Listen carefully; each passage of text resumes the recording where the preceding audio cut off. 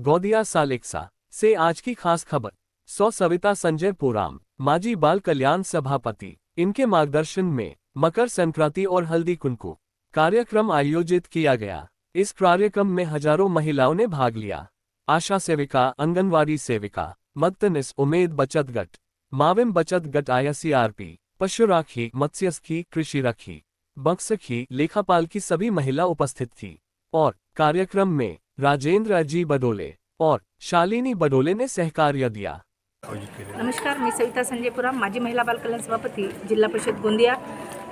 आज अंगणवाडी सेविका, आशा सेविका, आमच्या मदतनीस, माविन बचत गटाच्या सगळ्या कॅडर्स यांचा संयुक्त आज हळदी कुंकूचा कार्यक्रम आपण ठेवलेला आहे। यामागचा उद्देश एकच आहे की त्यांचं आणि आमचं एकत्रीकरण व्हावं, त्यांच्या काही समस्या असेल ते आपण ऐकून घ्याव्यात आणि हळदी कुंकूने त्याने एक भेट व्हावी, या उद्देशाने आम्ही आज हा एकत्रित कार्यक्रम ठेवला। भरपूर शासनाच्या ज्या काही योजना आहेत त्या महिला बचत गटाच्या माध्यमातून महिलांपर्यंत, गावापर्यंत पोहोचवण्याचे काम आमच्या कॅडर्स करतात। आमच्या अंगणवाडी सेविका सतत कामात असतात, सतत मीटिंगमध्ये असतात। आशा सेविका गाव लेवलवरचं काम करतात, पण त्यांचा एक छोटा मोठा कार्यक्रम घेऊन त्यांचा एक गिरंगुळा करावा आणि सर्व काही समस्या ऐकून घ्याव्या।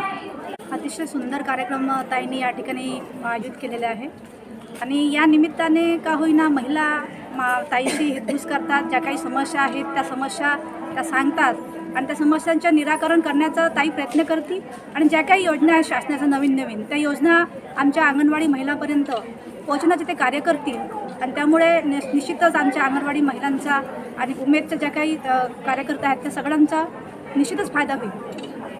मोठा कार्यक्रम आज इथे आयोजित करण्यात आलेला महिलाचा काय सांगणार? सविताताई संजयजी पोराम मित्रपरिवारातर्फे दरवर्षी महिलांकरता हळदी कुंकवाच्या कार्यक्रमाचे आयोजन करण्यात येते।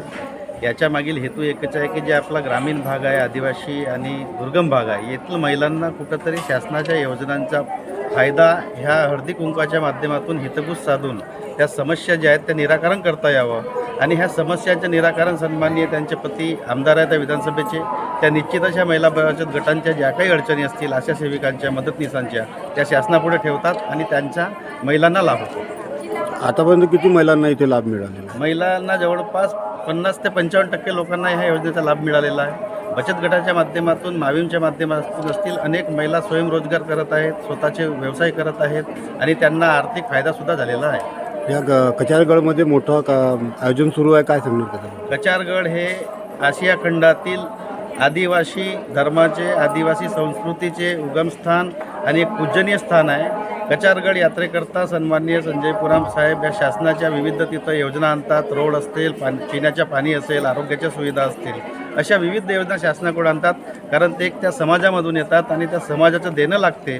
म्हणून अगदी प्रशासन पूर्ण कलेक्टरपासून तर तहसील ऑफिस, SDOचे कर्मचारी सतत तिथं 8 दिवसापासून कार्य करत असतात आणि प्रशासन आणि शासन दोन्ही त्या यात्रेची दखल घेते की येणाऱ्या भाविकांना, आदिवासी बंधूंना त्यांच्या श्रद्धास्थानाला येण्याकरता कुठल्याही अडचणी निर्माण होऊ नये।